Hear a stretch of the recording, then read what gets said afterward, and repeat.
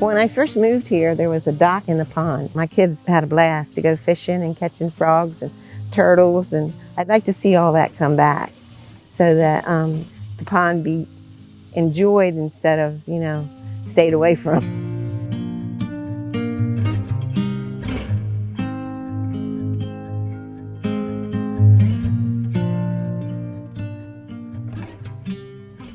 My name is Helen Knotts, and I'm the mayor of Templeville. It's small, it's quiet. Most everybody keeps to themselves, but if you need help, they're there for you. So the park's only been since like late 70s, early 80s, but the pond's been here since 1950. And my husband lived into the house next to it, and his father gave the land here that we're sitting on now for a park. My great-grandfather was a doctor here.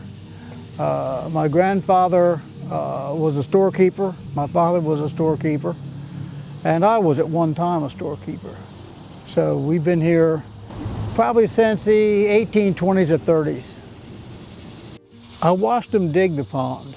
I was probably 7, maybe 8. And it was fascinating to a young kid in those days to watch that being done. And it was dug originally for fire protection, and it served Templeville, Barkley, Hartley, and Marydale. The state stocked it about a year after it was built with bass and bluegill. So it was great fishing for a number of years. I'd like to see it restocked if it was clean enough, so there could be fishing again. I'd like to see the park restored to what it was, with playground equipment and picnic tables and that sort of thing. So I think it would be really, really nice that people could come enjoy it again like it was. Templeville is a small town, not more than 100 or so people that live in the community, and this park is really the only shared space that they have. The pond that's within this park used to be a center for fishing and recreation and so on, but because the water has gotten so polluted there that nobody wants to go around there anymore. The genesis of the project was interest from the community to see about doing something that could improve the conditions at the park. They have issues with duckweed, which makes it very green. There is some algae in the water as well. And there's a lot of potential there. I think its importance to the community, though, is it's a gathering place. I think one of the important things about this project that's worth highlighting is the number of partners that came together to work on this effort. We're talking about really small Templeville, and we had about 5 partners that all came together. And one of the things that I thought was really great about this partnership is we identified all different opportunities to engage the community. So we started to test the pond for the nutrients that were polluting it. And when we were out there doing that, we started getting questions from the community. What are you guys doing here? What's the future of this park? And so we really saw that as an opportunity. Well, let's not just do this for the residents of Templeville, but let's do this with the residents of Templeville. And so this all was going on around the same time that a regional cleanup happens around the Chesapeake Bay called Project Clean Stream. And this was just a way to get the community out, to get them on site, to learn what we're doing, but then to get their hands dirty a little bit. It was a really good showing that day. We had members from the local Hispanic church came out and brought their families and their kids to really work, help to restore the park. We had the town mayor, some council members out there, and just everybody really came together that day to clean away some of the vegetation and some of the things around the park, and to start making it this inviting area for people to start going. Mis hijos estuvieron ahí contentos. El más chiquito estuvo buscando unos gusanitos y juntando ramas, llevándolas hasta la orilla. Mis hijos más grandes estuvieron sacando ramas del agua. Por poco se cae uno ahí en el agua, pero todos ahí pasamos un buen momento ahí. Otra cosa de que cada vez que pasamos por ahí siempre se recuerdan ellos, aquí estuvimos limpiando Y yo creo que eso para mí, poder ver que ya esté construido ese parque ahí y poder decir ahí, wow, este parque con la ayuda de nosotros podemos ver este hermoso parque. I'm really happy about how that kind of played into the larger effort here.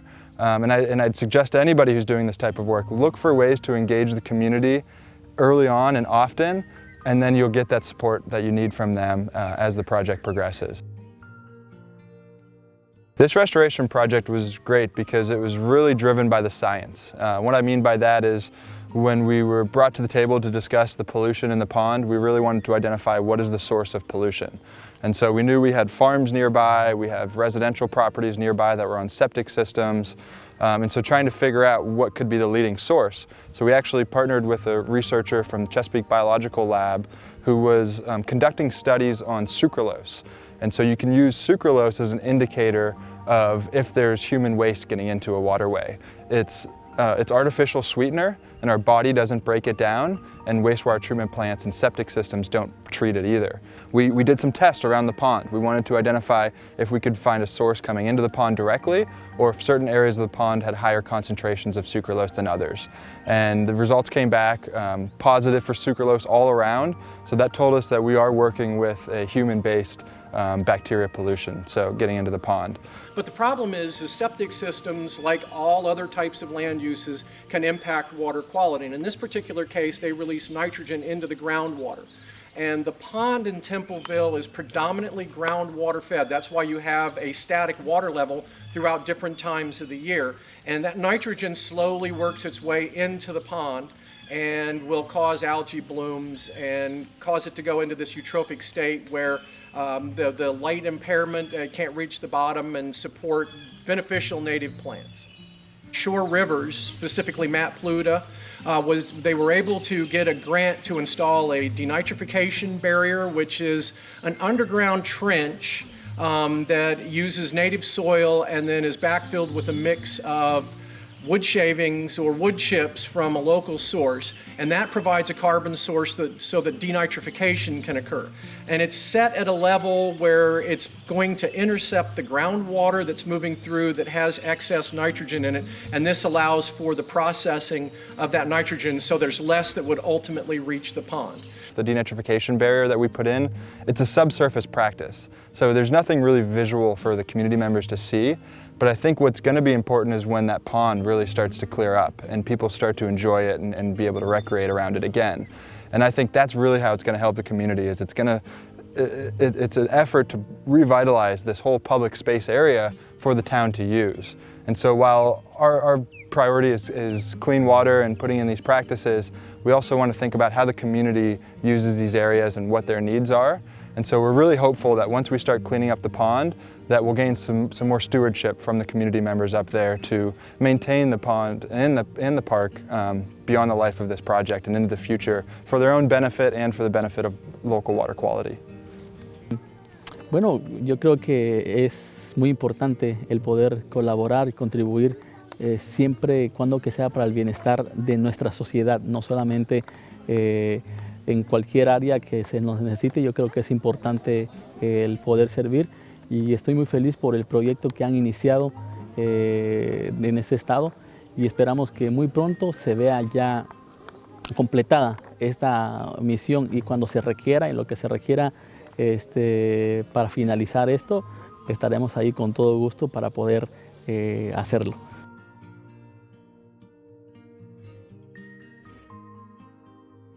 Being in the headwaters, there is an opportunity to do restoration projects utilizing native plants and different stormwater practices to try to reduce the pollutants that reach the bay.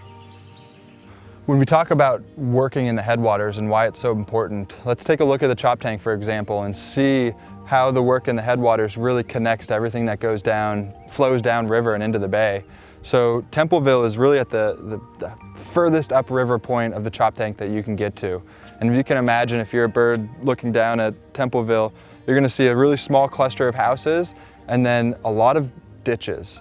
You know, the Chop Tank River really starts as a ditch nowadays because of all the agricultural stuff that goes on in the upper watershed and the management of water through those operations. So Templeville is situated there with a lot of farm ditches around it and some streams that start to branch out from the town.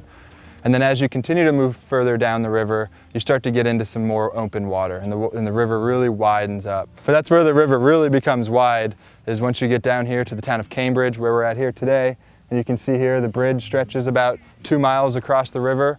And then even further down, you start to get to the town of Oxford on the Tredaven River. And then Tillman Island is sort of that gateway into the Choptank River, from the Chesapeake Bay. It's hard to connect folks that live in Templeville to the Chesapeake Bay. And so we always say, clean up your local waterway. That's what's important to you. That's where you enjoy, these rivers. That's where you get out and recreate. And so we really try to focus on that connection there, because if you don't have clean rivers, you're not going to have a clean bay. And so it speaks to that Headwaters point. Let's work up these rivers, work within these rivers to clean up the water. So then when it does get to the bay, it's much better off at that point.